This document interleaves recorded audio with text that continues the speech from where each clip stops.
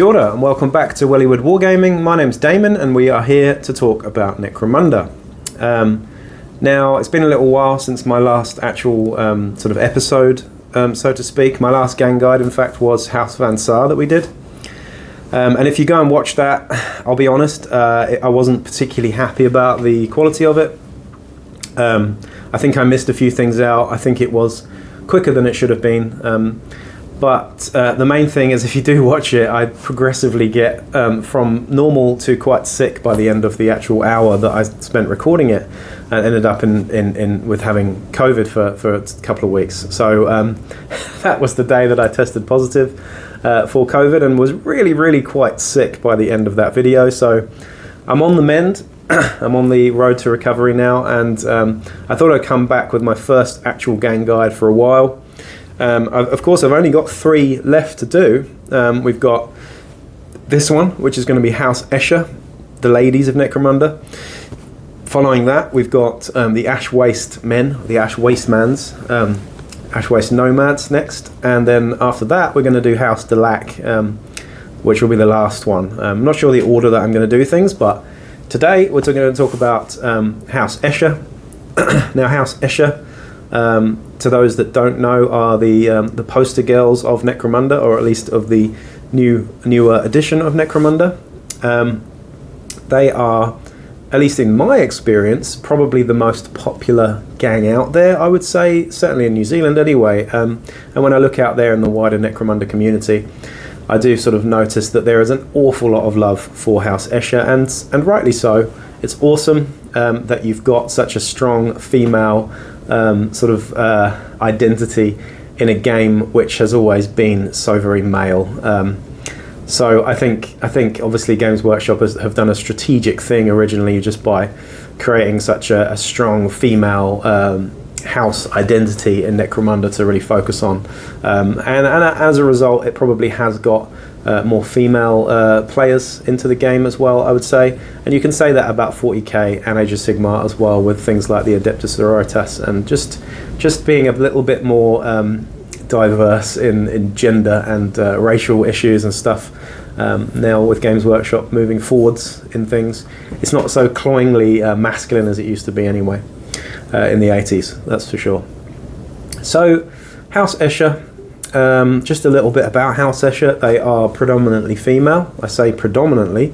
If you look at some of the lore in the House of Blades book, it kind of alludes to the fact that there are actually still male Escher around. There are some male Escher sort of chem warriors that are out in the Cinderak City in the Ash Wastes, apparently, who have just don't want anything to do with the Lady Eschers, and they're still doing their thing, but they're kind of dying off slowly. But the general gist of things is that there is a sort of gene curse in the male side of the Escher genealogy, if that's the right word. And males die very young and are very weak, and beta males, so to speak. So the Escher have now, of course, and for a very long time, have been predominantly female in their general day-to-day business. Their warriors are female, and all of their gang members are basically female. They are led by a council of crones, which is just a load of old biddies that sit around and gossip about the runnings of the house. But essentially, House Escher are one of the oldest houses on Necromunda. They're far older than some of the younger ones, of course, your House Cawdor and whatnot. But and they're really they're just a really interesting gang. But enough about the lore. We could go into the lore in more detail, of course, and it's quite interesting, to be honest. Personally, I don't think they're the most interesting gang in Necromunda in terms of their lore and history and stuff, but they're pretty cool. They're basically a bunch of Amazonian sort of warrioresses with bright coloured feathers in their hair and a penchant for just poisoning everybody, basically. So there you go. In terms of how they play and whatnot, Escher are a really, I'm going to say this now, just so you know, Escher are the gang that I've had the least experience with firsthand myself as a player. I have played them a few times, but I have not done a whole campaign with House Escher, so you might think, I'm not going to watch this because you don't know what you're talking about. I do know what I'm talking about because I know the game very, very well. I know the game somewhat inside out, and I've played against more Escher gangs than I have any other gang. So I've run several campaigns over the last few years, well, lots of campaigns over the last few years, and there has never been a case where there hasn't been at least one Escher gang in one of those campaigns. I can't think of a time when we haven't had an Escher gang in a campaign. So I've played against them absolutely plenty in before the House of Blades and post House of Blades both, and yeah, I think I can talk about House Escher pretty well and pretty reliably. I will get round to playing them in a campaign setting at some point soon. I just haven't found the time yet, and as you probably know if you've watched any of my other videos, Outcasts and Cawdor really are my jam, so I haven't really been able to let go of those guys yet. And I will be playing Venators in the next campaign, so there you go. Anyway, House Escher, how do they play? So they're very, very versatile, actually. House Escher, I would say, are the most versatile gang, or at least one of the most versatile gangs in Necromunda out of the box. They are a sort of mid-range gang. They're not particularly short range, but they're not particularly long range either. They don't really have a lot of sniping threat. Their operating range is 24 inches on average, with las guns, plasma guns, things like that. Of course, their main thing is toxin and gas weapons. They excel in the use of toxin and gas weapons, and they also have something called Chem Alchemy, which we're going to get into in much more detail. But essentially what Chem Alchemy does is allows you to play the way you really want to play. So you can get full customization in the effects that you can put into play on the battlefield, whether that's changing the type of ammo, changing how your fighters get injured, things like that. It really is a lot of customization, similar to gene smithing with your Goliaths, except they don't affect your permanent stats. These are just temporary boons that you can get for Escher. Now, Escher are definitely more of a close combat focused gang than a shooty gang, I would say, partly because of the skill access being agility in combat throughout. You also get access to finesse skills on your super champions as well, but we'll talk about finesse skills in a bit. So as you can see, agility skills are always very good, and the combat skills are pretty good too. You don't get access to shooting skills, you don't get access to Savant, Cunning, Ferocity, things like that. So that's the flavour that you're dealt with. Now, I would say out of the box, if you do not get involved in Chem Alchemy, or for some reason you choose not to use or employ the tools of Chem Alchemy, you're looking at a fairly average to low performance gang generally. I think Chem Alchemy is the thing that sets Escher apart, just like gene smithing is with Goliaths in a lot of ways, but Escher need Chem Alchemy a lot more than the mechanics that other gangs need, if you ask me. It's far more important for Escher to have Chem Alchemy than it is for Delac to have the psychoteric powers. It's far more important for Escher to have Chem Alchemy than it is for Van Saar to have Cybernetica. It's really, really, really good, and somewhat broken in some ways as well. In terms of the sort of overall tiering, again, people keep asking me about tiering and where I place house gangs in a sort of tier list, but it's really difficult to do so, and it really does depend on so many variables. It depends on the player who's actually using them. It depends on whether you're actually playing competitively or whether you're playing narratively. It depends on whether you're playing on 3D terrain or 2D terrain, etc., or ash wastes. There are too many variables to actually put tier lists on things, I think. But on the whole, I would say that Escher are around the middle to bottom of the tier list of the 6 house gangs. However, once Chem Alchemy starts kicking in, they get right near the top. It really is that important, and it really is that good. Now, I would say Escher are a sort of hit and run gang in that they're not particularly tough. They don't have skills that help them survive. Ignoring Chem Alchemy for a minute, like I said, they are slightly more close combat focused, with your Death Maidens and your leader preferring melee over shooting. Doesn't mean they can't shoot. They are, like I said, they're not particularly tough. So they're not as tough as Orlocks. They're not as tough as Cawdor. They're not as tough as Goliaths. They are on the weaker end of the spectrum. They are fairly fragile. They don't get access to high toughness. They don't get access to high armor. So you need to protect your Escher fighters a little bit more. They're not the cheapest, but they're also not the most expensive either. But they've got some really, really neat tricks up their sleeve. They've also got some of the best tactics cards in the game, if you ask me, as well. And they're just a really, really good, all-round, flexible, fun, adaptive, fast, agile, decent gang to play. I think if you're a tactical person, Escher are a really fun gang to play. Not quite as tactical, maybe, as, say, Delac, which are the ultimate tactical gang. But they are really fun to play, and there's some real cool tricks you can do with them, and particularly with Chem Alchemy. So that's really my sort of overview of House Escher. In terms of if you're a new player and you're picking up a box and you want to play in Necromunda, Escher are a pretty good gang to start with. However, I don't think they're that forgiving. If you are new to the game and you're joining in a campaign with a bunch of experienced players, I honestly would recommend starting with maybe House Orlok or House Goliath as my two sort of starting choices, just because they're more forgiving. You're not going to have quite as rough a time as you are with Escher. It takes a little bit of time before you get the Chem Alchemy working, and it can be a little bit of maintenance for a new player as well to get the grips with all that stuff. So there you go, that's my 2 cents. They're not the most forgiving starting gang to play in the game. However, if you like the miniatures and you like the fluff, go for it. It's up to you. It's your game at the end of the day. Personally, I'm not a huge fan of the miniatures. I know a lot of you are going to go, what the fuck? They're awesome. I haven't really liked them this edition of the game. It's something about the heads. They just look a bit weird to me. The faces, the heads, they're a bit strange. I don't like them. I've always converted Escher gangs up from other models, and I'll continue to do so.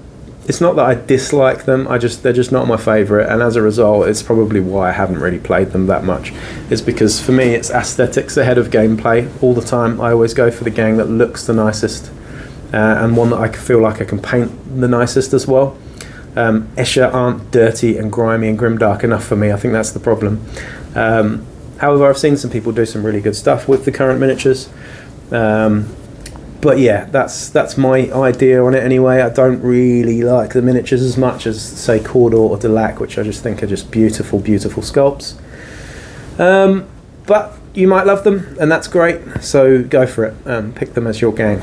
But yeah, that's gonna be it for my sort of overview for House Escher.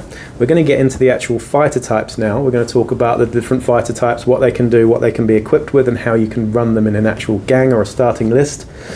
We're then going to go and talk about the brutes and the hangers-on that you can get, and the pets for House Escher. And we're then going to talk about the finesse skills, which are unique to House Escher, and of course Chem Alchemy, and some of the sort of tips and tricks of the weapons and equipment that you can use exclusively for House Escher as well. So we'll be right back. Like I said, this is one of the last houses that we're going to be doing. We've only got House Delac and the Ash Wastemen themselves to do. But we're going to get into it here and start talking about the actual fighter types that are available to House Escher here. And the first one, of course, is your gang queen, and this is your leader. Of course, all the leaders, gangers, champs have their own different special names. The Escher house leader is called your queen. Now, she's 125 credits, which is not the cheapest leader, but she has fantastic stats. Just quickly giving you the stats here, she's got a movement of 5, weapon skill, ballistic skill of 3, so pretty good, same as most leaders. Strength and toughness of 3, so not quite as tough as a Goliath, say, but that's the point. She's got 2 wounds, she's got an initiative of 2+, which is fantastic. I mean, she doesn't fall off stuff, and she can get out of combat a bit easier, you know what I mean? But she's got 3 attacks, which is fantastic. So, like your Orlok leader that has 3 wounds, your Escher leader has 3 attacks. So she was definitely, despite having the weapon skill and ballistic skill being the same, she's definitely more geared to close combat with those 3 attacks. It does mean that if you have, when you're charging and you have a second hand weapon, you're charging and you're getting 5 attacks on the charge, which is really lovely. 5 attacks is excellent, especially when you're hitting on 3s most of the time too. Her mental stats are actually pretty good here. Escher used to be the sort of chickens, the scaredy cats of Necromunda. They're not anymore. They've got much better cool. They have increased the cool stats since House of Blades, I believe. But we've got leadership of 5, which is fantastic, a cool of 5, a willpower of 6, which is really good as well, and an intelligence of 7. So they're not the smartest. They're not quite as smart as, say, your Vansar and your Delac generally, but there you go. That is your Escher gang queen. So of course she gets the normal leader stuff. So she's got her, what's the word? She's got her group activation 2. She's got multiple equipment sets, so you can have different loadouts for her. And she's also exuding that 12-inch bubble of leadership when it comes to taking your bottle checks and stuff as well. In terms of skills as well, she gets agility and combat, like I mentioned before. Agility is probably the better skill tree than combat overall, but like I said, she is more of a combat character, I would say. So the combat skills are pretty good for her. However, I do prefer the agility skill tree in general, especially for skills like spring up, dodge, sprint. They're all good, to be honest. There you go. But don't forget, we do have leadership as a primary. Every leader gets leadership as a primary, except Palanites, I believe. And of course, if you are running a small, more elite crew, which is not that typical with Escher actually, usually you're running a fairly decent amount of bodies. But if you are, then you can take skills like Iron Will. You've also got Overseer, Mentor, things like that you can also tap into as well if you need to. In terms of their equipment list, the Escher Gang Queen does get a juicy bunch of stuff that you can get for her. She can have heavy weapons, she can have special weapons. There are no limits on the type of equipment she can have. Excuse me. Just downed my coffee really quickly before I got onto this video. For basic weapons, she's got auto guns, bolt guns, las guns, sawn-off shotguns, shotguns with acid ammo, we'll talk about that later, and throwing knives. So quite a few basic weapons there. For pistols, we've got the combi pistol, bolt pistol, needle pistol, which is quite nice. We've got an auto pistol, las pistol, plasma pistol, needle pistol. It's worth noting that the needle pistols are 25 credits for Escher. They're a bit cheaper. I think they're 30 credits for normal gangs. We've got hand flamers and stub guns as well. So pretty much like the same sort of stuff that you're going to get with a lot of gangs. You've always got your auto pistols, your las pistols, your shotguns, your las guns, things like that. So those are your basic and your pistols. For special weapons, we've got a few combi weapons here. We've got the combi bolter flamer, which is a rip-off in my mind. It's 180 credits for something that just isn't very good. Ignore. The next one is the bolter needler, which is 80 credits, and I actually really like this. I'm going to be using it on my Venator leader, my Inquisitor. Inquisitor Shandovernius. She's the Greyfax model, but she's kind of got a little crossbow thing on it with a needle. I'm just going to use that as the bolter needler combo. I like it. I think the bolter and the needler are both quite unreliable with their ammo types, so it's kind of good having them in a combi, even though you are very likely to run out of both. At least you get to shoot both of them in a game. At least that's my thinking anyway. We'll see how it actually goes though. But that's the bolt and needler. It's 80 credits as well. It's not too bad, It's 55 credits for a bolt gun normally. It's decent, okay? But most importantly, it only takes up, with combi weapons, just worth mentioning, with combi weapons, they only take up one weapon slot, and that's where the attractive thing comes in. With combi weapons, I think a lot of people overlook them, but when you've got limited amounts of weapon slots, I think combi weapons are excellent just for that. So there you go. We've also got the bolter melter, which is 170 credits. It's very expensive. It's pretty good though. The bolter and the melter complement each other enough. Melter guns are always hideously painful, but it's 180 credits that you could spend on some real cool shit elsewhere. You've also got the grenade launcher, flamer, bolter plasma, which is a bit of a weird one, but it's doable. And you got your needle rifle for 35 credits. So your needle rifle is again 5 credits cheaper than it is for other gangs, or other gangs that can actually get access to needle rifles at least. And they're okay. They're okay. They're not amazing. They're okay.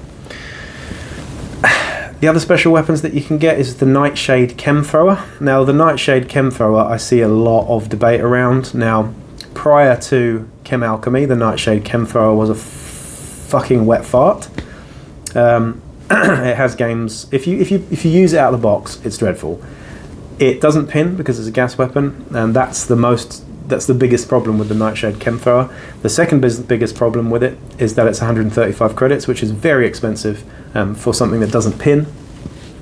Of course it's gas, so if it does wound, there is no save, and its multi-wound targets are in trouble. If you combine it with a Chem synth, it suddenly gets a little bit more scary, but if you combine it with Chem Alchemy, it suddenly gets very, very, very scary. So, in summary, the Chem Thrower, don't use it if you're not going to use Chem Alchemy. It's not worth it. Use a Flamer instead. If you are going to use Chem Alchemy, which I hope you are if you're playing Escher, then get the fucking Chem Thrower early on. Sure, it's not going to have that much impact in the first few games, but once you start getting popping off with Chem Alchemy, my lord, can you cause some mischief with this gun. The other things that you're access to with your leader, I'm going off topic a little bit here, is your melter gun, of course, for 135 credits, same as any other game, and your plasma gun for 100 credits, which is really, really nice. Plasma gun access on Escher is really, really important, I think, and I'll explain why shortly. For your heavy weapons, you've only got two options. You've got your heavy stubber and you've got your heavy plasma gun. This hails back to the first edition of the game, where you did actually have Jess Goodwin's versions of the models, both with a heavy stubber and a heavy plasma gun. Honestly, Jez's models back in the day are still my favourite Necromunda models. I think they are piss. They actually, quite frankly, piss all over the current new models. Personally, I just think they're way better, and they actually kind of fit together okay as well. Anyway, again, I'm getting off topic. It's been a while since I recorded a video, so I'm very excited. Close combat weapons. Here's where we've got some interesting stuff. We've got chain axes, which are 30 credits and probably the best close combat weapon in the game. I've said it before and I'm saying it again. Chain axes are the best weapons, close combat weapons in the game for the price.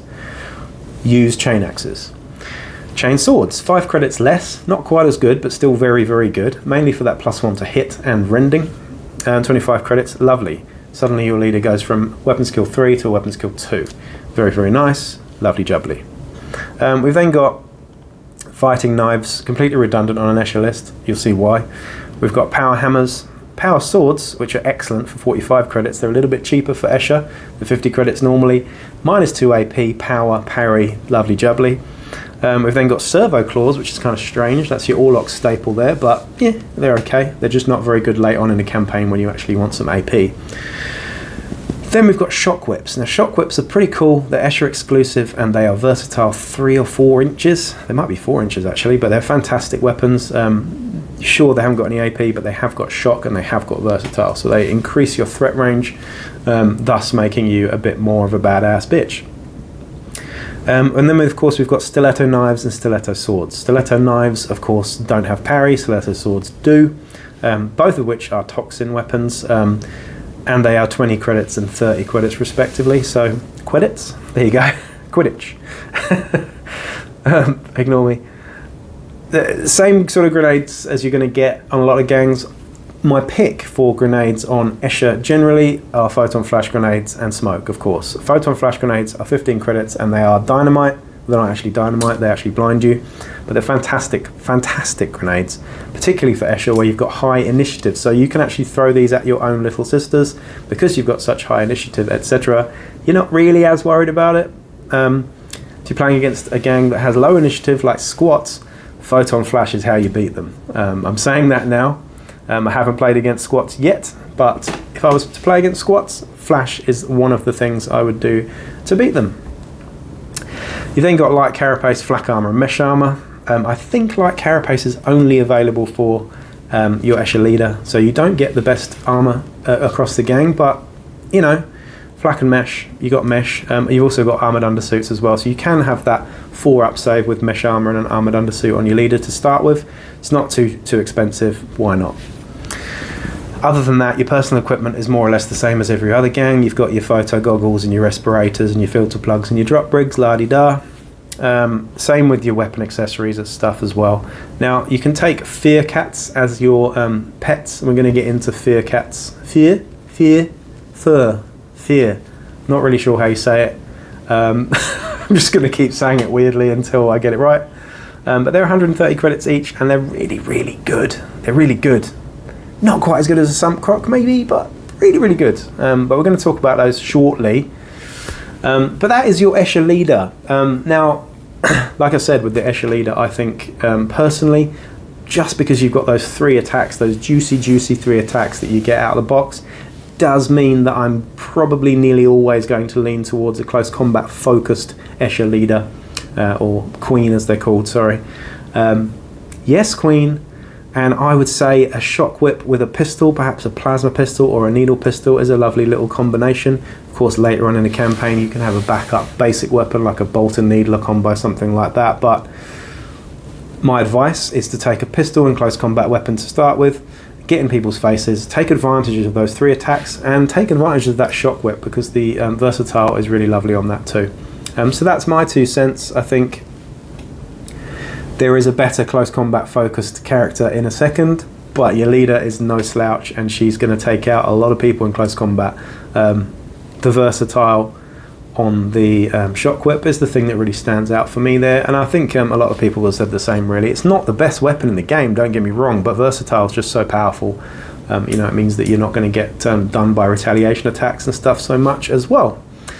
In terms of skills, I think dodge is really nice, to be honest, because it just keeps your leader alive more often than not. It's basically a 6-up invuln save. It really works when you need it as well, in my experience, or quite the opposite, it never works at all, and usually works when you get hit by a las pistol, but not when you get hit by a las cannon. But you get what I mean. It does keep your leader a little bit more healthy than other choices. Spring Up, of course, is an excellent one as well, especially with that initiative 2. Spring Up's just fantastic. However, I would not spam skills. I would give Spring Up to my Death Maiden. I think it's more important on the Death Maiden. And you'll see why shortly. What is a Death Maiden, Damon? Well, we're going to talk about that in a second, aren't we? Hello, children. We're back again. House Escher here, talking about the gang Matriarch. I've lost my mind a little bit. I've been cooped up in solitary confinement with isolation from COVID, and apologies, basically, but I'm a little bit crazy at the moment. My voice is still kind of coming back, but you get the idea. We're doing House Escher. We've just done the House Leader, the Queen, and we're just going to be doing the Matriarch now. Now, the Matriarch is one of 2 types of champions. This is the more generic type of champion, and this is probably the champion that you're going to use as your slightly more shooty champion, generally speaking. Now, of course, you don't have to do that, but if you are to give anyone a sort of defined shooty role, I would say it's this champion. Why? Why, I wonder? Well, just because she's not as close combat focused as your leader and your Death Maiden, which we're going to be talking about in a second. Now, the stats for the Matriarch are similar to your leader. We've got a movement of 5, weapon skill and ballistic skill 3, strength toughness 3, 2 wounds, the same initiative. Not the same attacks. We've only got 2 attacks here. This is why. We've still got 2 attacks, which is great in close combat, but 100 credits this girl. For mental stats, we've got a leadership of 6, a cool of 6, a willpower of 6, and intelligence of 6. So lots of 6s there, sexy 6s. She's got tools of the trade, group activation 1. And skills-wise, I think she's got pretty much the same. We've got agility in combat, so no leadership there, of course, because she's not your leader, obviously. But agility in combat, again, agility for me is the better skill tree. And like I've said just now, I think she's a better shooter than she is a fighter, generally speaking. And you're going to need some versatility. You can't just have an Escher gang which is pure close combat focus. Well, you can. You totally can. Don't get me wrong. But I wouldn't. I'd have a nice balance, a nice versatility here as well. So more or less the same weapons that you're going to get on your leader. Of course, you can still get heavy weapons, so you can get your heavy stubber and you can get your heavy plasma cannon, which is just ridiculous overkill. But it's doable. Plasma cannons are not that expensive. They're 130 credits, and they're really good for what they do. It's worth a mention, isn't it? But you are going to need a dispenser with that. Just saying. Personally, the pick that I would go for is perhaps a plasma gun on this champion, on your Matriarch. Plasma guns for 100 credits are very, very powerful. Probably one of the best special weapons in the game, if not the best special weapon in the game. Bar maybe a web gun, but they're very different things. Other options for this would be, of course, your chem thrower, which is I think a good investment early on in a campaign if you are going to go down the Chem Alchemy route. It's the plasma gun. You're going to get immediate immediate return for. It's going to kill things and stuff, and it's great, don't get me wrong. But the Chem Thrower, once you get sort of mid to late campaign, is really going to start popping people's heads off. It's going to get ridiculous. Yes, it's slightly more expensive to start with, and yes, it's slightly bit of a wet fart to begin with, but first off, Chem Synth, make it better. Then Chem Alchemy. Again, you can go down the close combat route. You still get the access to the combat weapons and the combat skills as well, and you can still get your chain swords and your stiletto swords and things like that. Worth pointing out that you don't get your chain axe though, which is a bit of a problem, because they're just so good. But you still can get your fur cats, your fear cats, your fear cats, whatever you're going to call them. And yeah, that's really what I would do with my Matriarch. I would make her a special weapon or a heavy weapon platform, I suppose. So moving on now. We're going to be moving on to the Death Maiden now. This is your super champion. Now every gang's got a super champion. We have Stimmers for Goliath. We have Nachtghouls for House Delac. We have, in fact, every gang except Cawdor, which is the best gang, has a super champion. These guys, the Death Maiden, are arguably the best, or one of the best super champions in the game. I do marginally prefer the Nachtghoul. You're going to see why when we do our guide to Delac, but it's more of a psychological thing. I think Death Maidens on paper, stats wise, and for what they do, are just incredibly efficient pieces in the game. If you're playing Escher and you aren't using Death Maidens, stop it. Just stop it. Go back to the drawing room, get a Death Maiden, and just fucking use one, because they're really good. Don't be scared of Death Maidens. You can convert one easily if you don't like the models, you don't want to buy the box of Wild Runners and whatnot.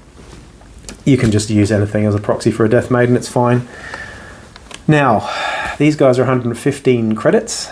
They have a movement 6, which is fantastically fast. They have a weapon skill of 2+, which is insane. They have a ballistic skill of 3+, which is pretty good as well. A strength of 3, a toughness of 4, so suddenly they're as tough as a Goliath, which is fantastic. We've got 2 wounds, an initiative of 2 up again, so similar to your leader. 3 attacks, again, same as your leader, and their mental stats are as follows. Their leadership is not as good, with a leadership of 8, but that's fine.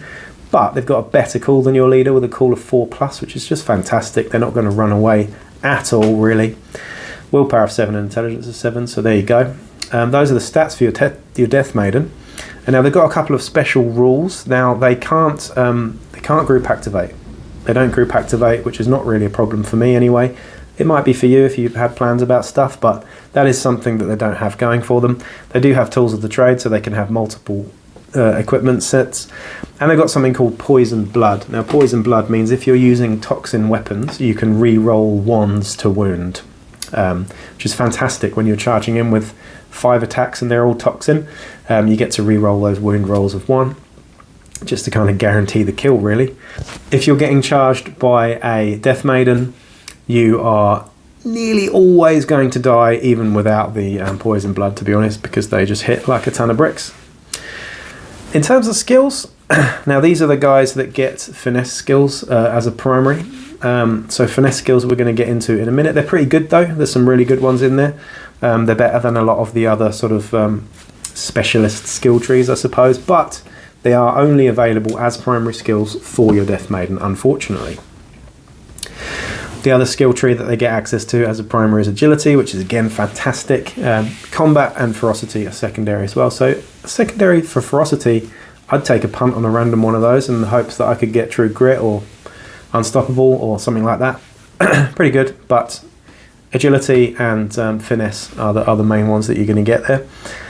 And of course the skill that stands out the most here is Spring Up. Now Spring Up on a 2+ means that you can get up from prone and carry on with 2 activations. It's fantastic. It's similar to Nerves of Steel, except you're prone, so you're less likely to get shot at. It's pretty good. It's amazing on a Death Maiden because it means that you're sort of getting into charge range better, or you're able to move forwards and do what you do. For weapons and stuff, Death Maidens are close combat only, really, so they get pistols and close combat weapons. Of course they can have grenades as well, which is cool. But they can have throwing knives, las pistols, plasma pistols, needle pistols, and hand flamers. Chain swords, fighting knives, power swords, shock whips. Ooh, so you can have shock whips on these guys as well to make them even more threat range. Stiletto knife, stiletto sword, and venom claw. We're going to talk about the venom claw later on and stuff, but it's pretty awesome. Now, they got the same sort of armor, flak armor and mesh armor as well, and armored undersuits too if you want to go that route. They can also have fear cats too. So what are Death Maidens? Why you use them? What are they good for? So Death Maidens are assassins basically. In games I use them as terror troops. They are they're just terrifying basically. They're toughness 4, so they're actually quite hard to take out. They hit like an absolute ton of bricks in close combat, and they're fast too, and they're hard to get hold of, hard to get to grips with. So the role that you might use these guys for is to just hunt down enemy leaders and champions who get isolated. I think these guys, because they've got such a high cool, they can survive on their own. They don't need to be around other fighters in the gang. You can send them off to run up a building and get that sniper that's been really annoying. They're fast enough to do that, particularly if you give them sprint. So they've also, if you give them sprint, then they've got a 18-inch double move, which is fantastic. Or you can give them clamber, make them just run up 3D terrain like nobody's business. Very, very, very cool. And like I said, anything that you hit, if you're charging first, you're taking it out 9 times out of 10 at the very least. Much like a stimmer really, except these guys are a lot faster and probably more reliable with those reroll 1s and toxins. But there you go. That's the Death Maiden. They're fantastic. If you're playing Escher without a Death Maiden, you are missing the heartbeat of an Escher gang, if you ask me. But that's just my 2 cents on the Death Maiden. So we're going to come back and do the last couple of fighter types now. Okay, so we've done the leadership of House Escher. We've done the Queen, the Matriarch, and the Death Maiden. Now we're going to be doing the Prospects, Gangers, and the Juves of the gang. The first one we're going to do is the Prospect. Of course, much like other Prospects that you've got in other gangs, they're not particularly potent fighters, but they do have a real role. They're certainly slightly more of a defined role than, say, your Goliath, Forgeborn, which just don't really have much of a role. The Wild Runner is House Escher's Prospect. Now these chicks are interesting. They're basically sort of savage, feral chicks that go off into the Underhive, make friends with animals, and sort of come back with extra skills to give to the gang. They usually end up making a lot of the crones that are in charge of the highest parts of House Escher used to be Wild Runners at one point, so they get a bit more life experience. But basically they get shipped out on an OE. They go and do a gap year in the Underhive, make friends with some toxic and poisonous animals, and they come back with some slightly more worldly knowledge. Now the thing that stands out for Wild Runners here is they've got a really high movement. So they've got a movement of 6, which is the same as your Death Maiden. Movement 6 over movement 5 is fantastic. It's just really, really nice to have. High movement is great, and that's where Escher are a high movement gang generally. They're almost as high movement as Ash Wastemen, but not quite. Now your Wild Runner has got a weapon skill and ballistic skill of 4+, so they're the same as your normal gangers, but they only have a strength of 2. So they're slightly weaker, but they have a normal toughness of 3, 1 wound, an initiative of 3, and 1 attack.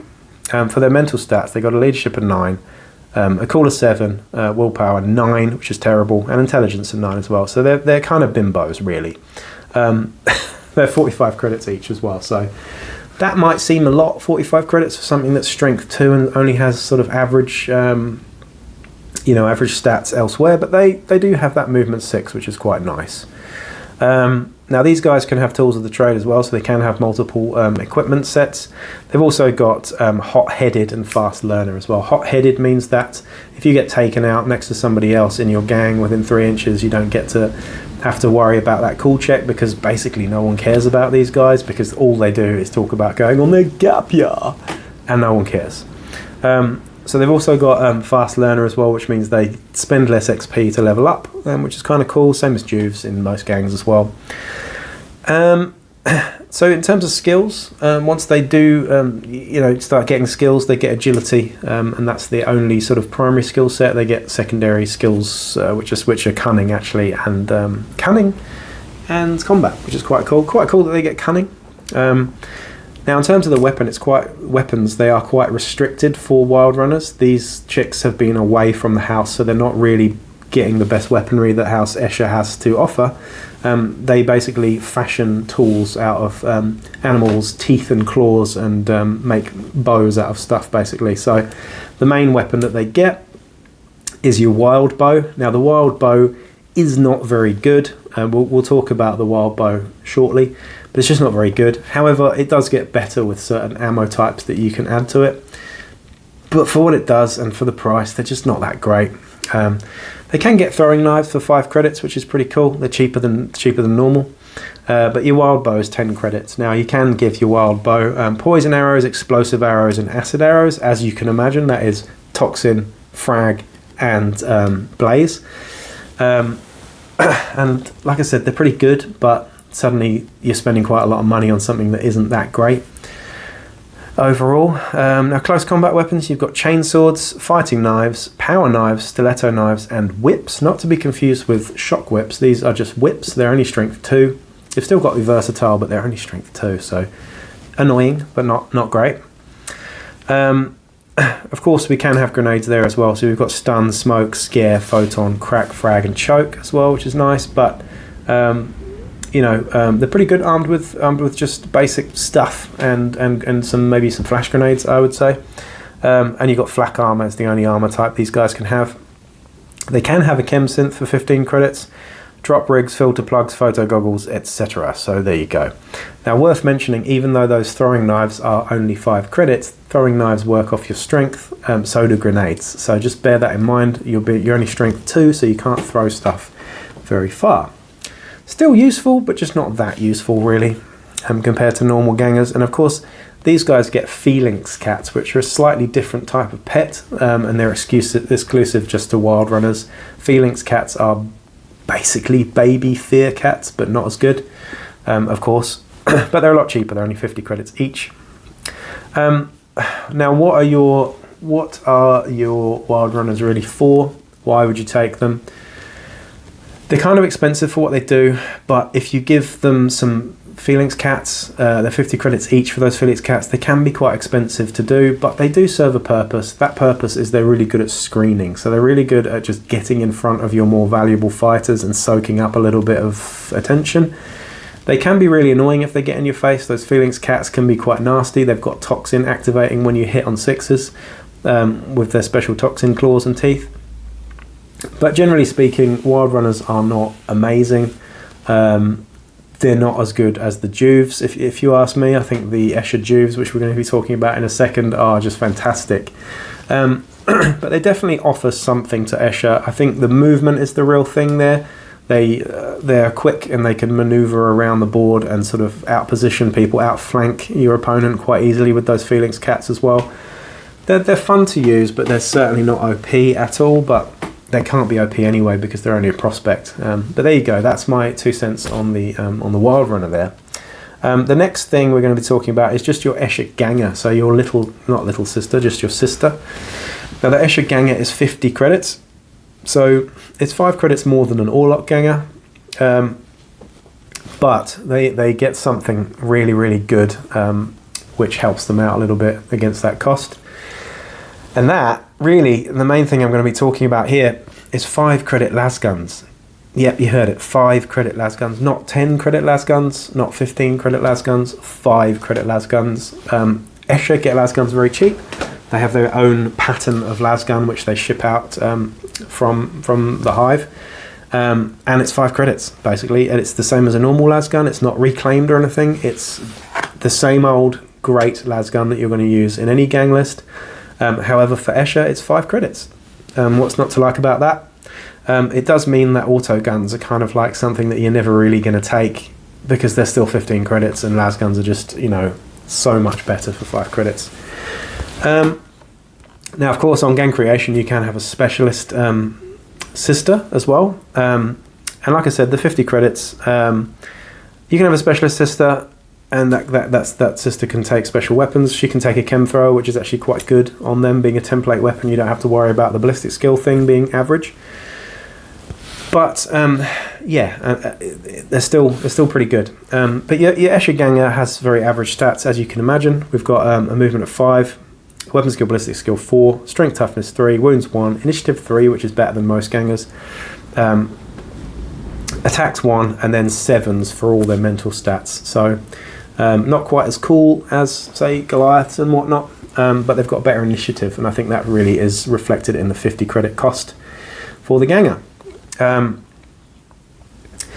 Now, moving on to the skills that your Escher Ganger can get once they're a specialist. They get agility as a primary and combat as a primary, which is exactly the same as your champion and your leader's access.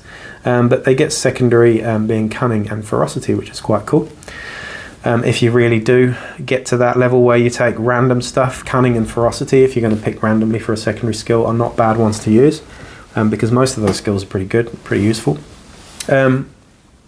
But yeah, moving back to what I was talking about with lasguns, they're 5 credits. 55 credits for a Ganger with a lasgun is fantastically good.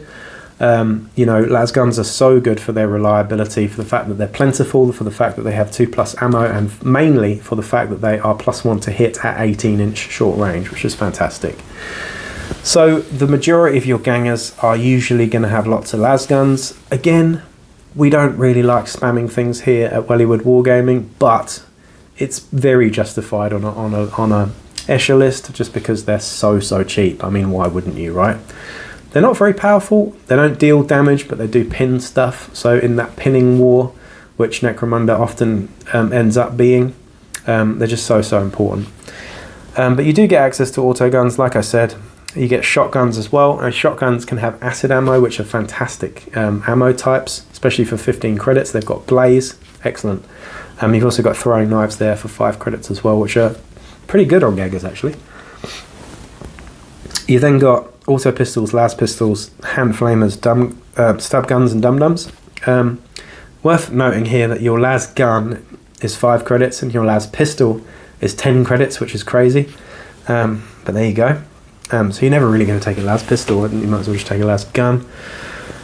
And in terms of special weapons, you've got exactly the same options that you had for your champion and your leader there, with a few combi weapons, combi bolt and needler, things like that. And you've also got your Nightshade chem thrower, of course, and your melter gun, plasma gun.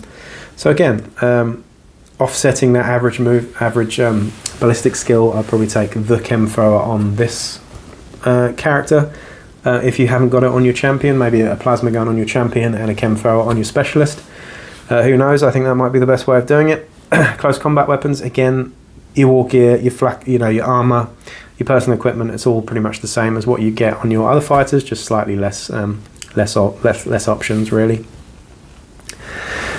But your Escher Ganger is not a high damage dealer. The shotguns with the acid rounds are pretty cool. You've got the solid there as well, but really what they're for is for pinning stuff. I would say that they're not particularly great in close combat. Of course, they can get chain swords, which are quite nice with that +1 to hit. But generally speaking, you're just going to be missing a trick if you don't take those 5 credit las guns. So do it, because that's what they're for. Lastly, and certainly not least, we have arguably the best Juve in the game. Now, I know I said that Bone Pickers are the best Juve in the game. Sentimentally, they are, because they're Cawdor. But honestly, Little Sisters are the best Juve in the game, on paper anyway. They are 20 credits each, which is incredibly cheap. It's the same price as a Bone Picker.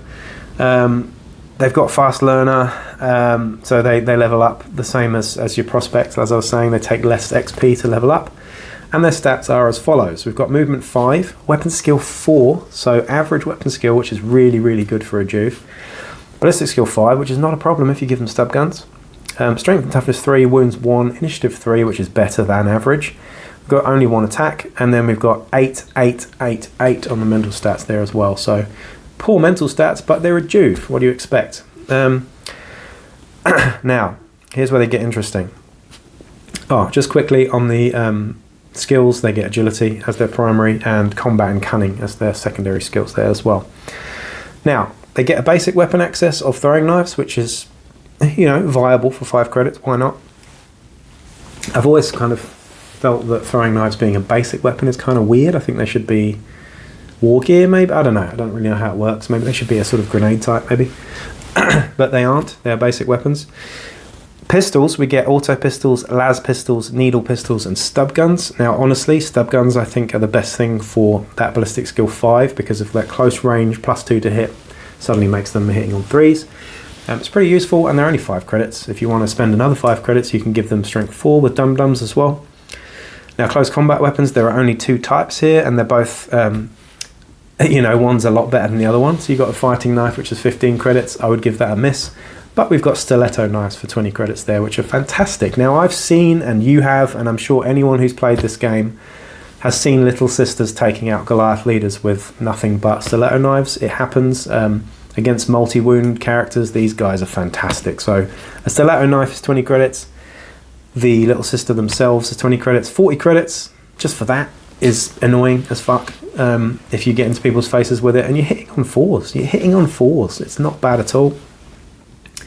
Of course, you can give them Chem Synth as well, which will make the the stiletto knife even more potent. However, Chem Synths do work off your intelligence stat, and when you only have an intelligence of 8, it's not really that reliable.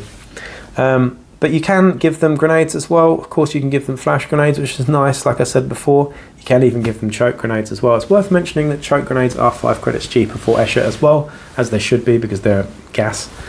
But there you go. What are your Little Sisters for? They're for being really annoying, cheap, throwaway toxin missiles that you can just send into enemy champions and leaders and just hope to get a lucky wound roll, quite frankly. Particularly on an enemy champion who might have a heavy weapon and doesn't really have any close combat backup.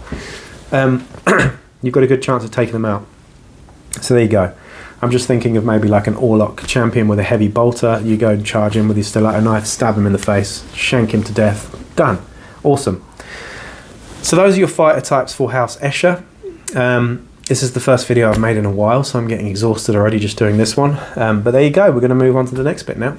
Okay, we're back talking about House Escher here. The next thing we're going to talk about, now we've done all the fighter types, is of course your exotic beasts and pets here. So the first one we're going to talk about is your Fear Cat, or your Fur Cat, or your Fur Cat. I'm not really sure how you say it, but it's spelt P-H-Y-R-R. Now these are your exotic beasts that are available as pets for your leaders and champions. Similar to like a Cyber Mastiff, I suppose. They're 120 credits each, which is 20 credits more than a Cyber Mastiff. However, they are slightly more potent in close combat, basically. They've also got some really cool special rules as well. The stat line here is pretty good. Their movement's 7, which is really fast, which means they can they can move 14 inches, but they could also charge 10 inches if they needed to. And they've got a weapon skill of 3+, which is really, really good. Strength and toughness of only 3. Now, they've only got 1 wound as well, so they are a little bit fragile. But they've got 2 up initiative and 2 attacks as well, which is really, really good. So definitely pretty good in close combat. Mental stats, they've got a leadership of 7, a cool of 8, a willpower of 7, and an intelligence of 8.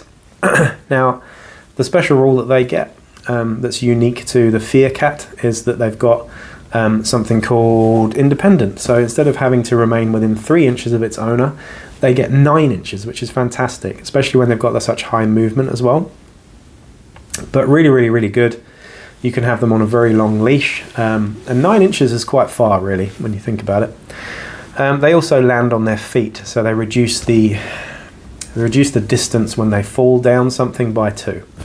So the strength of the hit, the strength of the impact is reduced by 2. So there you go. If they do become specialists, of course, they get agility as their primary there, and cunning as their secondary there too. And they have talons. I'm going to talk about talons shortly. They're pretty good though. I actually had one Fear Cat take out an Ambot in one charge, so it can happen. I think they've got rending on them, but we're going to talk about that in a minute. But they can kick out quite a bit of damage when they're charging at you, and if they get lucky, there you go. So the next pet is your Felix Cat. Now these things are available for your wild runners, like mentioned before. They're 50 credits each, and they're basically a baby version of a Fear Cat, kind of. They're not as fluffy though. They're more like little lizards. So they're slightly slower with movement 6. They're slightly less competent in close combat with a weapon skill of 4. Strength and toughness 3 the same, wounds 1, initiative 3 the same, attacks 2 the same, and 10, 7, 9, 11 for the mental stats. So pretty terrible mental stats there, but there you go. Now they have a venomous bite, which means that if your hit roll is a 6, it kicks off toxin, which is quite nice. So they can be really annoying. And they all have reckless as well, so their attacks are reckless. So if you've got other friendly fighters in combat with you, you're going to be dishing out attacks to your friends as well. So they like to hit each other. It's not the best, but you know, it's okay. It's just what you get for having these cheap chaffy cats. Now they get brawn as a primary once they become specialists, which is really odd. I feel like that's a misprint. Surely it's agility, but apparently it's brawn in here. Now what I said about these is they're 50 credits each, which is not cheap. It's the same as your ganger, but they're pretty good screening tools, I would say, with your wild runners. There is a tactics card available to Escher, which gives you a free wild runner with 3 Felix Cats or 2 Felix Cats for the game, which is a really good tactics cards. A really good tactics card choice there, and I would say a most definitely a tactics card that I would take in nearly every Escher gang, just to have that free prospect with a couple of cats. Really cool. I would have that instead of buying them, to be honest, most of the time.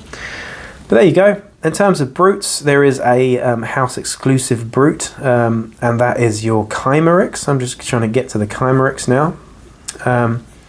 Where are we? Here it is. The House Chimerix, or I'm not really sure how you say this again, but it's a 220 credits, so you know, similar sort of price to an Ambot, in fact more expensive than an Ambot, but it's actually pretty good. It's one of the better brutes in the game. Now the model is fucking horrendous. If you like it, I don't like you. No, I do, I'm sorry, I'm just being mean. The model was just dreadful. It's got a bow on its wrist. It's got a bow on its wrist. I'm sorry, but it has. It's like a teddy bear. It's dreadful. But here are the stats. It's movement 6, weapon skill 4, ballistic skill 4. Now ballistic skill is used by the thing because it has a shooty weapon. It's got strength 4, toughness 5, wounds 3, initiative 3, attacks 3, and its mental stats are 8, 7, 7, 8. Now you can upgrade its chemical cloud breath and talons. For 80 credits you get a gas template breath weapon, which is exactly the same as the chem thrower. And you can upgrade 30 credits, you can have razor sharp talons instead of just normal talons. And for 10 credits as well, you can have basically flak armor. So there you go. In terms of its special rules and stuff, it has got something called Regeneration, which means that on a 4+, this fighter may immediately heal a lost wound, which is just fantastic. It's a simple action to do so, though. So you can do it twice if you've lost 2 wounds, which is gross. And you've got Crushing Blow as well, and Crushing Blow is pretty cool. You can, you know, one of your attacks just does extra strength and damage, basically. It's got Ferocity as its primary skill tree as well, but that is your house-specific brute there. Does it add a lot to Escher? Not really. It's pretty good, though. It's definitely one of the better ones, I would say. It's really lethal, but it can get pinned just like anything else, and it is prone to blaze, things like that as well. So there are definitely ways to beat it.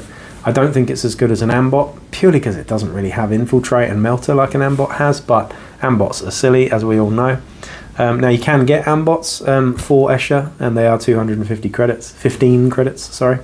And you've also got your Jotun H-grade Ogren Servitor as well, which just isn't very good compared to an Ambot, to be honest. So Ambots are definitely viable, but I mean the Chimerix is really fun.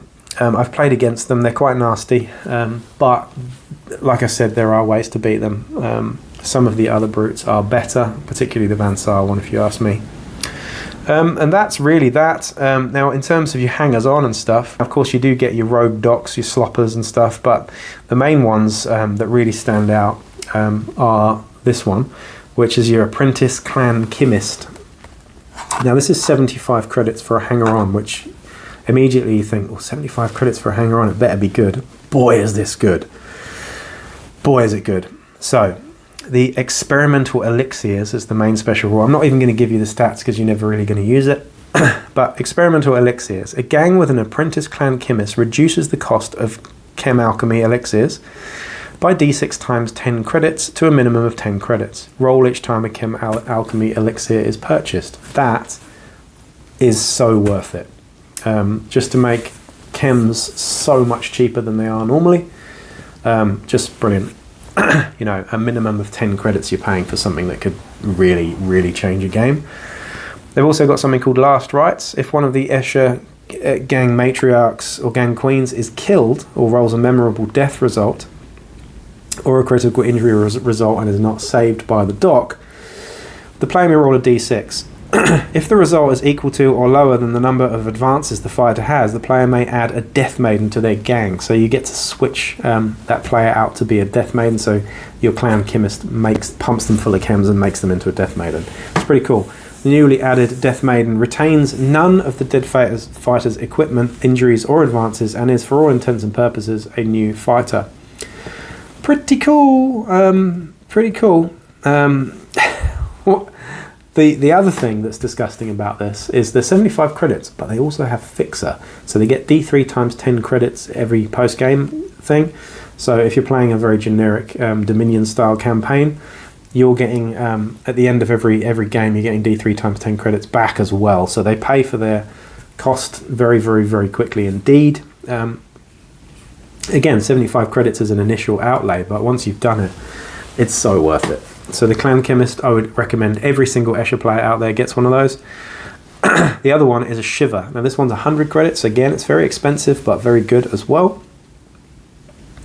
They've got something called Synesians. So during the post-battle sequence, a single fighter with the gang hierarchy special rule that's able to perform a post-battle action may perform the following. Visit the Shiver. So the Shiver's kind of like a Psyker, I suppose, for House Escher specifically. The Shiver looks into the fighter's future, divining what lies ahead for them and their sisters. Roll 2d6 and consult the table below. So we've got a few options here. If you roll a Snake Eyes, or a Nipples as I like to call it, the fighter performing the visit is disheartened by their reading and they immediately go into recovery. So there you go. Not the worst, to be honest, but it's not great. The fates are unclear. This is a 3 to 4. Choose one of the following characteristics: leadership, willpower, intelligence. For the duration of the next battle, the fighter performing the visit Shiver post-action may reroll any failed checks for those stats, which is pretty cool. Again, it's not broken at all, is it? 5 and 7, we've got favourable portents. For the duration of the next battle, the fighter performing the thingy may re-roll any hit rolls of a natural 1 when making ranged attacks. Pretty cool.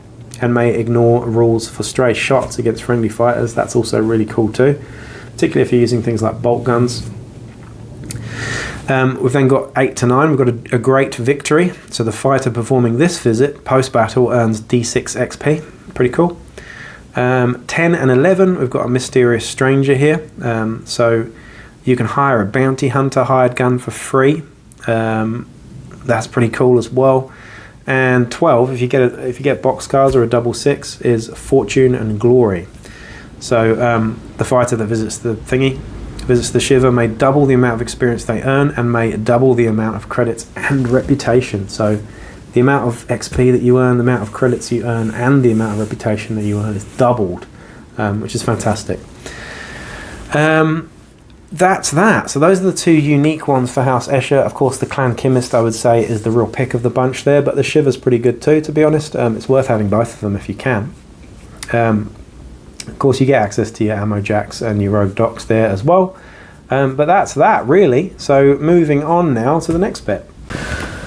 Right, so we're near the end now. The next thing we're going to talk about with House Escher is, of course, the gang-specific or house-specific skills here. So the skill tree we're talking about now is called Finesse.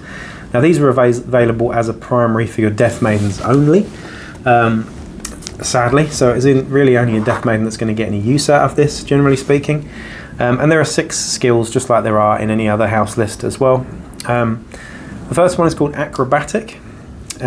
While this fighter is active, they may ignore enemy fighters when making a move simple action or a charge double action.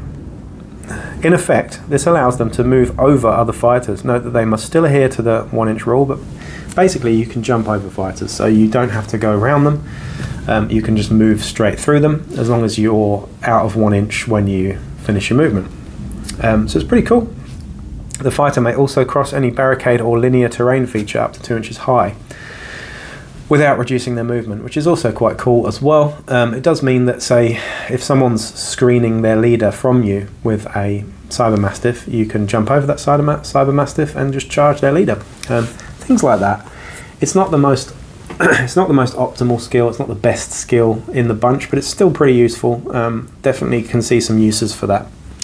The next one is Combat Focus. For every enemy fighter either out of action or seriously injured, place a token on this fighter's card. The fighter adds 1 to their willpower and cool checks for each token on the fighter card. It's not one that you're going to use. You already have an insanely good cool on your Death Maiden anyway with a cool of 4+. Having extra willpower is good, but certainly not game breaking at all. That's probably the weakest out of the bunch. It's not bad though. It's still probably the weakest out of the bunch though. The next one, I really like this one, is Combat Virtuoso. Any chainswords, fighting knives, power swords, stiletto knives and stiletto swords. I would use this with stiletto swords myself.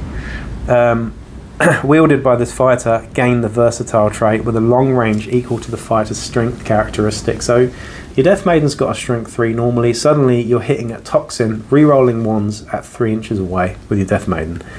That is fantastic. Means that you can still use that toxin. So definitely good to use with stuff like that. Pretty good with power swords as well. Power swords are so powerful too. Having a versatile power sword, nasty, very, very nasty indeed. So that's definitely one of my favourite ones there.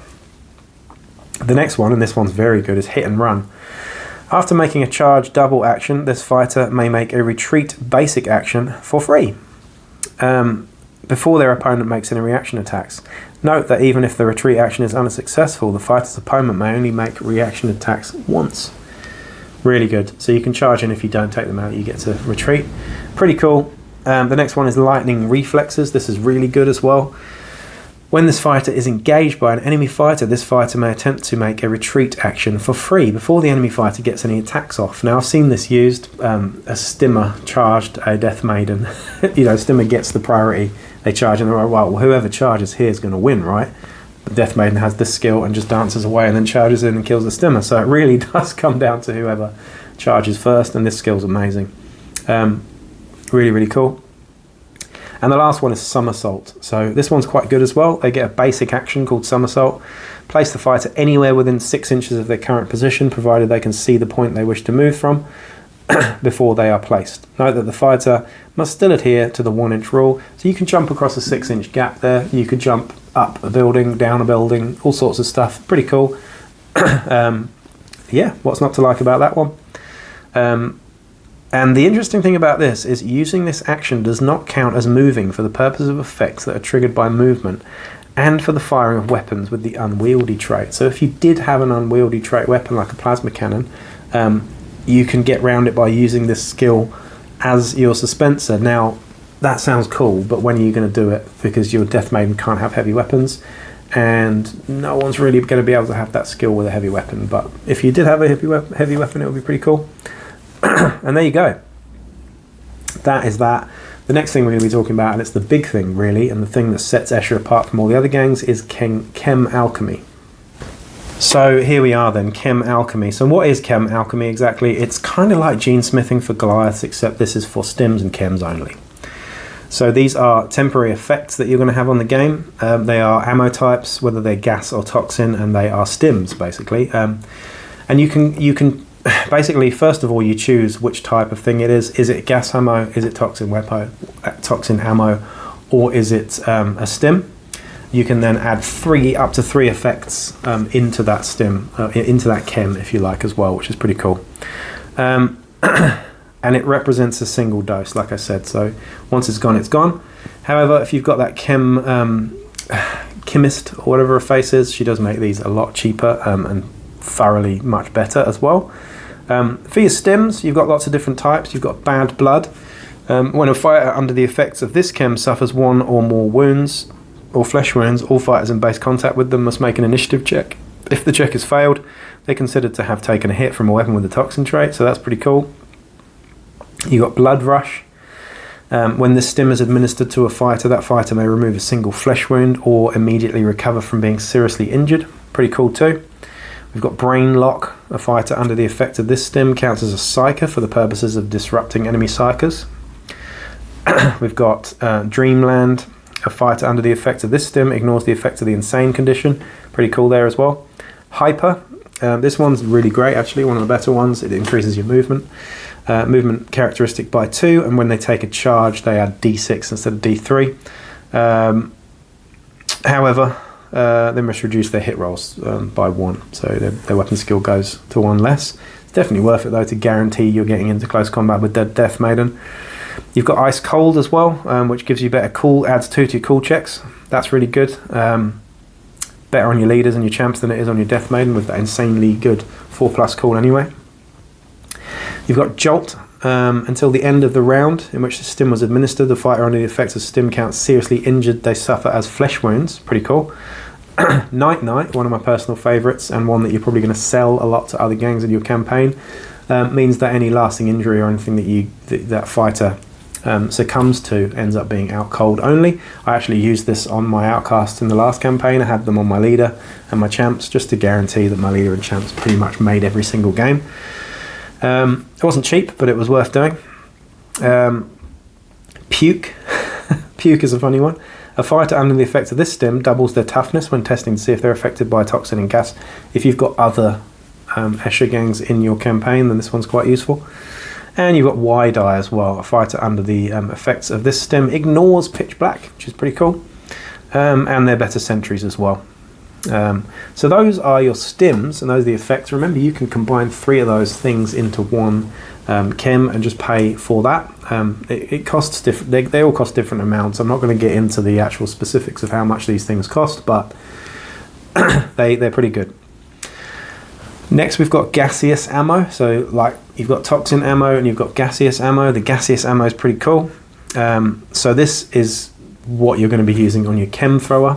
We've got Bane, which makes your toughness 3. So basically, anybody that you're attacking with Bane has a toughness of 3 effectively. So your Goliath that are Gene Smith to toughness 5 suddenly have a toughness of 3. Pretty cool. Blackout. If a fighter suffers a serious injury from a weapon with the gas trait with the gaseous ammo applied, they're taken out of action just to serve their rolled out of action result. Fighters taken out of action by a weapon with the gas trait with gaseous ammo applied do not need to roll on the lasting injury table. Instead, the fighter counts as having rolled a out cold. Pretty cool. We've got blinding, so it's like a photon flash there. We've got acidic, so again, acidic. What does acidic do? Gaseous ammo.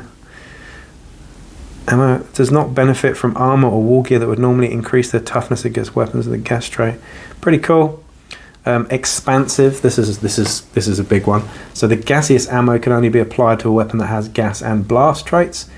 When placing a blast marker generated by a weapon with the gas trait with gaseous ammo applied, a fighter may place 1 more blast marker than normal. This marker must be placed so that it's touching at least one of the other blast marker generated by this weapon. So you can do some real disgusting stuff with that. But yeah, suddenly make a template double the size all of a sudden there. So there you go. What else can we do? We can do hallucinogen. So that's, of course, what do we call it? We can do hallucinogen. Hallucinogen is, of course, insanity, insanity making. And we've got leaden. After resolving an attack using a weapon with a gas trait leaden, any fighters that move through this blast marker count as being hit by a weapon that made this attack. Blah, blah, blah, blah, blah. Yeah, anyway. I'm not quite sure what that is off the top of my head, but we've got lifting as well, which means that you place a blast marker or template and then you can then move it from there as well, which is pretty cool. Again, amazing on your chem thrower. And you've got pathogenic there as well. And there was one that I think creates blaze as well. So I played a game with someone using a chem thrower with the, with the lifting. So they could move the template even further, so it had more range on it. And they also had blaze on it as well, which was really nasty too. So it was gas and blaze and a bigger area of effect there as well. So really, really cool. Last but not least is you've got your toxic ammo. So this is for your needle weapons and whatnot. So you've got concentrated here. add 2 to the dice roll to see if it overcomes the fighter's toughness. That's pretty good, like a sort of extra strength chem synth there. We've got debilitating, decaying, bleeding, exploding, paralyzing, silencing, maddening, and panicking. So all really cool sounding stuff. I think one of those has got web. One of them's got the web effect there. I think it's paralyzing. Yep, there's the webbed condition there as well, which is pretty nasty. But yeah, they're all really, really good. And remember, you can combine 3 of these with one type of chem there as well. So really, really cool. Again, I'm not an expert on Chem Alchemy because I haven't done a lot of it myself, but I've seen it used to really, really good effect, particularly with that chem thrower. I mean, that was why the chem thrower was invented in the first place, to be used with Chem Alchemy. So there you go.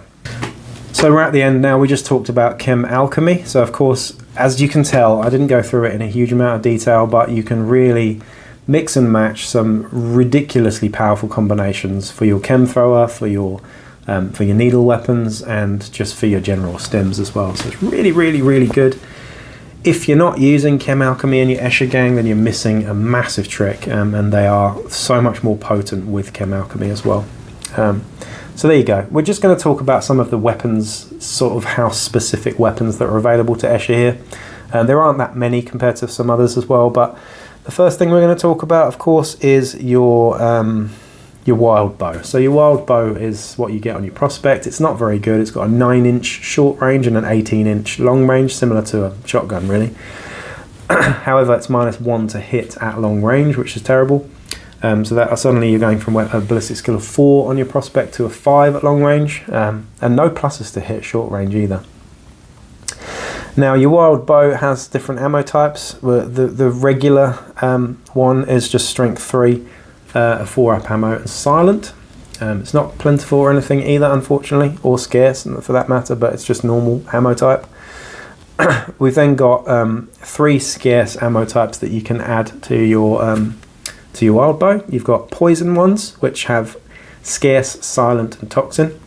We've got explosive arrows, which are blast, 3-inch, scarce, and unstable. So these things can blow up in your own hands. Not very useful, that one. And then you've got acid arrows as well, which is probably the pick of the bunch. These have got blaze and scarce as well. So once you run out of ammo on all these 3 types, they're gone for the game because they're scarce. But yeah, strength 3. 1 damage, blaze, and scarce for that last one there. So for your pistols, not much to talk about really. We already know what all of those pistols do in the game, which I think is the same as your basic weapons there as well. The one weapon that we're going to talk about, of course, is your chem thrower. Now the chem thrower has a template similar to a flamer template. However, it's gas, so it does not pin. However, you do not get a save. It just tests against your toughness. If you combine that with a chem synth, it means that you have to make an intelligence check to make it 1 better. However, if you combine it with Chem Alchemy, it becomes very scary indeed. So like I said, it's not great early on in the campaign, but once you start getting that Chem Alchemy popping off, it gets really, really good indeed. So there you go. What are the other things that you get? Of course, the Chimerix's breath weapons. The one that it comes with is a chemical cloud. Now, this is a 3-inch blast, similar to a frag grenade, and it's strength 3. 6 to 12 inches and +1 to hit at short range. Strength 3, -1 AP, 1 damage. Pretty cool, actually. Doesn't have knockback, but it has got a 3-inch template there. And if you upgrade it, I think it was 70 or 80 credits for this, it becomes a gas weapon, so it becomes exactly the same as your chem thrower basic stat line. So there you go. Other than that, you know what a heavy stabber and a plasma cannon do. The plasma cannon is very good for 130 credits, I must say. But for close combat weapons, here we have the razor sharp talons for the Chimerix. These things are strength +1, -2 AP, 3 damage and rending. So really nasty if they go through. That's what that is. We've then got Stiletto Swords and Stiletto Knives. You'll know what those do, but they're pretty good for Escher. The Stiletto Sword has parry as well as toxin, so that's pretty cool. And yeah, no AP on those though. Oh, hang on. No, there is there's -1 AP on the Stiletto Sword, but not on the Stiletto Knife. Worth mentioning. Other than that, we've got the Talons that come on the Chimerics, basic Chimerics and the Fear Cat, and the Talons have Pulverize, not Rending, sorry, but they are 2 damage and -1 AP, so very, very good. Very, very nasty. Like I said, I had an Ambot taken out with one of those. I think he hit with all 3 and wounded with all 3, which was 6 damage, so it happens, you never know. The next one, of course, is your Shock Whip. A Shock Whip is a 3-inch versatile. I wasn't sure whether it was 4 or 3. It's 3-inch versatile, and it's -1 to hit at close combat. So at 3 inches away, there's no minuses though, which is really cool, which means that you're going to want to use it as at the versatile range. It's strength +1 as well, so strength 3 to strength 4 all of a sudden on your leader is pretty good. Only 1 damage, but it does have shock as well, so hitting on 6s means that you're auto wounding. Very nice indeed. Other than that, you've got your whip that your prospect has as well, your wild runner, and like I said, the whip still has the 3-inch versatile on it. It's -1 to hit, again, close combat, but no minuses at versatile range. But it's only strength 2, so no matter how strong the bearer is, it's still strength 2, so you could have a strength 5 person with a whip and suddenly they're hitting a strength 2. Just, it is what it is. It does have entangle though, which is quite cool, which means you can't parry it. So there you go. Other than that, all the armor types and whatnot, and field armor and stuff are the same as you know what you're normally going to get in most gangs. Of course, just touching on the chem synth. Chem synths are pretty good. They're not that expensive, and basically it's an intelligence check if you're standing in active to use your chem synth, and it basically reduces the toughness by 1 of your opponent, which is pretty good for needle weapons particularly, and so on and so forth. But yeah, that's really that. Moving on to my summary now. Whew. So there we have it. That was House Escher. Done and dusted. Again, apologies for taking so long on this one, but I had to make sure that I was feeling good enough to do that one. And I'm only just recovered enough to actually do that. My voice is going by the end of this one. We'll see how long this is in terms of the amount of minutes that actually this goes for. And apologies for waffling on a little bit. I got a little bit excited with this one, but as you can see, House Escher are a really interesting, diverse gang. You can really adapt your play style with using chem synths, not chem synths, Chem Alchemy. And they've got some really neat sort of, tricks and tips that you can do with them. In terms of gang builds, I think I pretty much covered everything when I went through each individual fighter type. I do think your leader is better served in a more close combat focused role. Doesn't mean you can't have basic and special weapons, but maybe I would start with a plasma pistol and shock whip. Maybe the skill that I would choose for my leader would be dodge. This is just personal recommendations here. I would take a champion with a plasma gun, because they've got that ballistic skill 3 up there as well. In terms of skill on her, I would probably go for something like maybe sprint, actually, just to be able to get into a good position. Then I'd take a Death Maiden with a Venom Claw and a Needle Pistol, just so that you can take full advantage of that toxin, that poison blood special rule. And I would also probably, out of the box, I would give your Death Maiden Spring Up, just so you can guarantee those charges. However, I do really like the idea of the versatile combat virtuoso, I think the skill was, by giving her maybe a stiletto sword and having that 3-inch threat range. Who knows? That's worth doing as well. There's a few options for the Death Maiden, really, and they're all really good. Other than that, do I take Wild Runners myself? I probably wouldn't. If I did, then it would maybe just be 1. I would definitely take the Tactics card that gives me a free Wild Runner with some cats. I think that's a really good one. It's quite valuable for its credit value as well. Other than that, Gangers, las guns, all the way. Just las guns and flak armor, to be honest, is all you're really going to need on those guys. If you're going to take a specialist, though, that's where I would get my Chem thrower in. Hoping to get some Chem Alchemy later on in the game. Maybe give that Chem thrower some mesh armor instead of flak, just to keep them a bit more protected. Other than that, lots of little sisters with stiletto knives and stub guns. Can't really go wrong with that. Fantastic. Perhaps some flash grenades as well in there too. But you can get a pretty decent gang list with quite a few bodies in an Escher list. You're looking at sort of 7 or 8 bodies if you really play it well. You're not going to get the plasma gun and the chem thrower in that, but you can certainly do one of those two. They are quite expensive to have the chem thrower and the plasma gun in that list, but you can maybe just start with one of them. But there you go. I hope I've covered everything in this. Again, I'm not the most experienced Escher player out there, and I'm sure that you can probably comment down below and just let me know if there's anything I did miss.